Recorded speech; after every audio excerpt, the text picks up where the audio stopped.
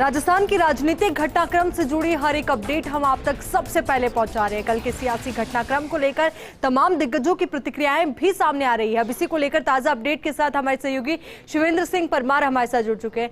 शिवेंद्र, आपके साथ मंत्री प्रताप सिंह खाचरियावास भी मौजूद है, तो ऐसे में कल का जो पूरा घटनाक्रम है उसको लेकर उनकी क्या प्रतिक्रिया है? क्योंकि हमने जैसलमेर की तस्वीरें भी देखी थी, वहां पर भी वो मुख्यमंत्री के साथ है, और उसके बाद का पूरा सियासी घटनाक्रम किस तरीके से वो इसे देखते हैं? देखिए, पल पल जो सियासी घटनाक्रम राजस्थान का वो बदल रहा है उसी, और प्रताप सिंह खाचरियावास वो शख्स हैं जो कल से लेकर आज तक मीडिया कर्मियों का अकेले सामना कर रहे हैं। बाकी लोग इतनी आसानी से बात नहीं कर रहे हैं ऐसे समय में, लेकिन प्रताप सिंह खाचरियावास न सिर्फ मीडिया से बातचीत कर रहे हैं बल्कि उनके सवालों का जवाब भी दे रहे हैं। कल भी हमने देखा था कि जब तमाम विधायक स्पीकर से मिलने आए थे तब भी उन्होंने खूब बातचीत की मीडिया से, और अभी भी मेरे साथ वो मौजूद है बातचीत करने के लिए। सर, अभी खबर यह है कि अजय माकन काफ़ी नाराज़गी में निकले हैं सर। जो उन्होंने होटल मेरिट में बात की, उन्होंने कहा कि अनुशासनहीनता की है जिन विधायकों ने धारीवाल की मीटिंग की। अजय माकन जी हमारे परिवार के मुखिया हैं और बड़े भाई हैं, हमारे नेता हैं। उनको कोई नाराज़गी है तो उनकी नाराज़गी दूर कर देंगे। घर के आदमी, परिवार में इस तरह की बातें चलती रहती हैं। तो आप मानते हैं सर कि जिस तरीके से विधायक दल की मीटिंग से पहले जो विधायक एकत्रित हुए धारीवाल के यहाँ, क्या वो अनुशासनहीनता थी सर? एक बात आप मानकर चलिए, रात को 1:30 बजे महेश जोशी जी फ़ोन कर रहे हैं अचानक लोगों को कि कल मीटिंग रखी है। लोग भाग भाग के आ रहे हैं, अचानक मीडिया पर उस पर सब जगह चलता है मुख्यमंत्री तय हो गया, वो हो गया।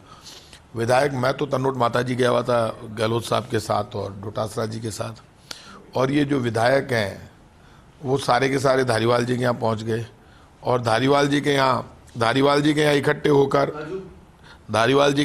होकर और उन्होंने अपनी बात रखी। और एमएलए ने कहा कि भैया एक महीने तक हम लोग होटलों में रहे, और होटलों में हमने है ना जो इतनी मेहनत की और इतना ज़बरदस्त ढंग से सरकार को बचाने के लिए काम किया, उसका इनाम ये दे रहे हो कि हमें पता ही नहीं, अचानक मीटिंग रख ली जाती है। और तब अशोक गहलोत जी ने कहा था, मैं आपका अभिभावक हूँ, आपका सम्मान, आपका काम मेरी जिम्मेदारी है। तो अपने नेता से लोग नाराज़गी व्यक्त नहीं कर सकते। और परिवार के मुखिया खड़गे साहब और माकन साहब आए थे, तो मैं हवाई जहाज से जब मुख्यमंत्री जी के साथ उतरते ही पहले डोटासरा जी मिले, फिर मैं माकन साहब से मिला। उन्होंने कहा आप धारीवाल जी को लेके आ जाओ। मैं लेने गया तो वहाँ 90 से ज़्यादा विधायक इकट्ठे हो गए। नाराज़गी थी, बाद में उन्होंने इस्तीफे दे दिए। ये घर का मामला है, इसमें नाराज़गी वाला सवाल नहीं उठता है। सोनिया गांधी जी, राहुल गांधी जी महंगाई, गरीबी, बेरोजगारी को लेकर जब भी आंदोलन करते हैं और आह्वान करते हैं तो हम खुद ही जाते हैं, सड़कों पर लड़ते हैं, दिल्ली में, जयपुर में, सब जगह।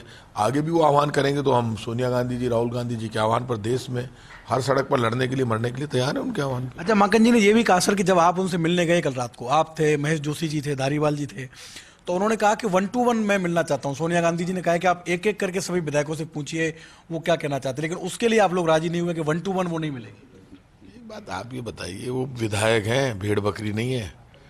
प्रताप सिंह खाचरियावास, धारीवाल जी या डोटासरा जी या संयम लोढ़ा या महेश जोशी जी के कहने से 1 to 1 मिलने को वो तैयार हो जाते हैं।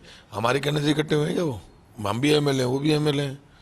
मतलब सारा माथे हमारी डंड है, हम ही करने वाले हैं। हमारे कहने से मान रहे, मतलब उनके कहने से तो वो बुला लेते हैं। मैं हम मना थोड़ा ना कर रहे हैं, हम तो उनके आदेश की पालना कर रहे थे। उनसे मिलने गए, उनको लेने गए, वापस भाई मुख्यमंत्री निवास में आ जाओ। मुख्यमंत्री जी ने खुद ने हमको डांटा, बोले ये क्या कर रहे हो, सबको पकड़ के लाओ। और पकड़ के लाओ साहब, हम तो नवरात्र आधे तो जा, तो हम पहुंचे जब तक निकल गए सीपी जोशी जी के यहाँ से। एमएलए है यार, परिवार के सदस्य हैं, माथाफोड़ी करेंगे क्या उनसे?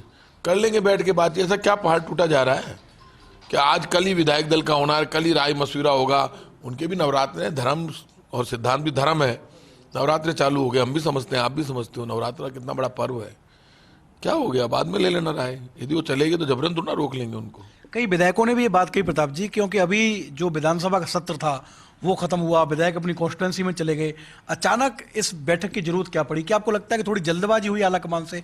बेहतर होता कि पहले राय मशवरा कर लेते, उसके बाद कोई सीएलपी की बैठक? आला कमान के किसी फैसले पर सवाल उठाने का मुझे हक नहीं है। आला कमान मजबूत होता है तो हम मजबूत होते हैं। आज यदि सोनिया गांधी जी, राहुल गांधी जी, अशोक गहलोत जी मजबूत होंगे तो ही हम मजबूत होंगे। हम इनके फैसलों पर सवाल नहीं उठाते। लेकिन यदि कोई बात है, आला कमान कुछ कहता है, तो हम हमारे परिवार के मुखिया समझकर उनके सामने कोई नाराजगी व्यक्त करते हैं तो उनको पॉजिटिवली उसको सुनना चाहिए, समझना चाहिए, समाधान करना चाहिए। आप बताइए, कोई घर में परिवार का जो बड़ा होता है उसी को लोग अपनी बात कहते हैं, तो हम अपनी बात कह रहे हैं, इनको तो कोई गलत थोड़ा ना कर रहे हैं। अब इसका समाधान क्या देखते हैं सर आप, जिस तरीके से पूरा ये गतिरोध बढ़ा है सर, क्योंकि पर्यवेक्षक लौट गए हैं? देखिए, डेमोक्रेसी में संख्या बल समाधान है। जिसके साथ संख्या उसको मुख्यमंत्री बना दो। जबरन बनाओगे क्या? विधानसभा लोकसभा के चुनाव होते हैं, लोकसभा हम हार गए, विधानसभा हम जीत गए, संख्या हमारे साथ ज्यादा आई तो राजस्थान में हमारी सरकार बनी, अशोक गहलोत जी मुख्यमंत्री बन गए, और वहाँ उनकी संख्या आई तो प्रधानमंत्री मोदी जी उनके बन गए। यहाँ एमएलए की संख्या जिसके साथ ज्यादा वो बनना चाहिए, वो दिख रहा है सामने किसके साथ संख्या ज्यादा है।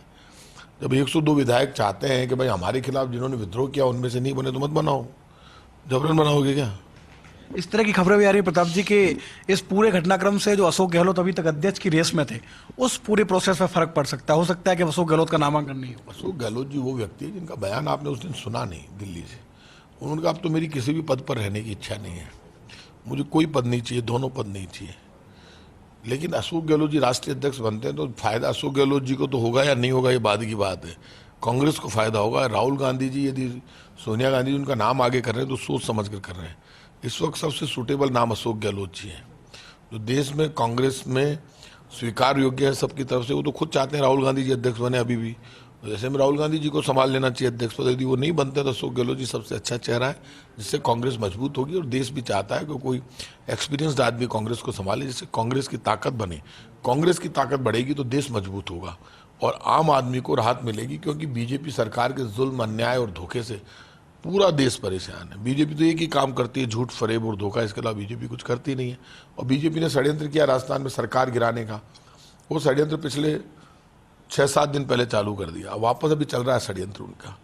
ये जो कल एमएलए यूनाइट हुए हैं, वो उससे कांग्रेस को ये फायदा हुआ है। सिर्फ वो अपने आलाकमान को अपने मन की बात नहीं कह रहे, वो कांग्रेस को भी बचा रहे हैं, क्योंकि बीजेपी तो गिद्ध दृष्टि से तैयार बैठी है कि जैसे इनमें कमजोरी आए तो हम इनके खिलाफ कार्रवाई कर दें। लेकिन आपने कल भी कहा और अब मुझे लगता है अभी भी आप कह रहे हैं कि बीजेपी अगर ऐसे सोच रही है कि कोई सेहत वो लगा पाएगी तो उसमें तो कामयाब आप नहीं होने देंगे। कोशिश हमारी यही है, बीजेपी कामयाब नहीं हो पाएगी, लेकिन बीजेपी ने अपना काम चालू कर दिया राजस्थान में।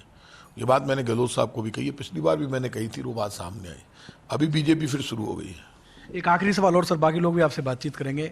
ऐसे समय में राजस्थान में आपकी सरकार आई थी जब बीजेपी सभी राज्यों में जीत रही थी, लोगों ने बड़ी उम्मीद से कांग्रेस को चुना, लेकिन ये पूरा जो कार्यकाल है सर, इसमें कोई ना कोई ऐसा घटनाक्रम हो रहा है कि लोगों को भी अब निराशा हो रही है कि 2-3 महीने सब कुछ सही चलता है, उसके बाद फिर कोई कंट्रोवर्सी हो जाती है। निराशा नहीं, आप एक बात को समझ लीजिए, राजस्थान की सरकार ने अपने काम में कोई कमी नहीं रखी। रोज योजनाएं आ रही है, रोज नए नए लोगों की भर्तियां हो रही है, रोज कभी चिरंजीवी बीमा योजना आती है, कभी इंदिरा रसोई योजना चालू होती है, और जो राजस्थान में काम हुआ है वो एक्सीलेंट है। 50 यूनिट तक बिजली फ्री है, लाखों उपभोक्ताओं के तो बिजली का बिल ही नहीं आता है।